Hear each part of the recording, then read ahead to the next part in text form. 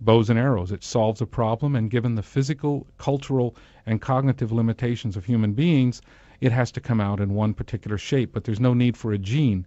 And I talk about this at length in another book that I'm writing that should be out next year called Cognitive Fire, Language as a Cultural Tool.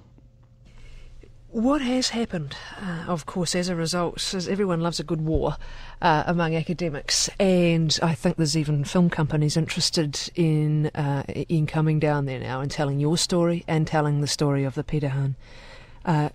What is your view on that? Well, it is true that an Australian production company, in fact, Essential Viewing, along with the BBC and HBO and a couple of other channels, have put together the funding to come down to begin a documentary on the Pirahãs and to some degree my work on the Pirahãs. The battle is going to go on for quite some time, but that's the way it should be. I mean, I didn't expect that everyone would just accept everything I had to say when I said, hey, by the way, we've been wrong. But do you worry? Here are these people who changed your life, turned everything really that you believed on its head. What do you feel about our culture increasingly encroaching on their territory?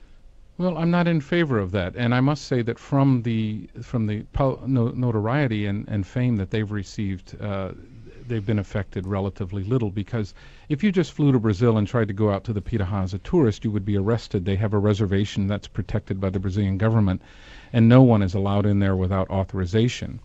But there are people who are getting in there for other reasons, who are doing harm to them, although they intend to do good. With the production company... Are you talking about other missionaries there?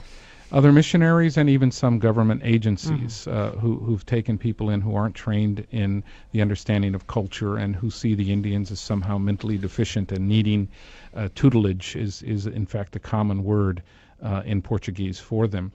But when we film the documentary, if indeed we get the authorization that we need to do that, I've said that I can't go in there with any more than 3 people. They have to be able to do it all with 3 people plus me and no more.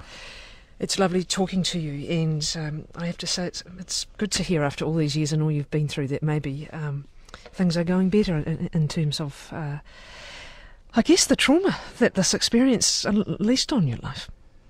That's right. I feel really good about it and the way things are going now, and it's been great to talk to you. Thank you very much. Daniel Everett, he's the author of Don't Sleep, There Are Snakes, this amazing story of the Pirahãs people in Brazil.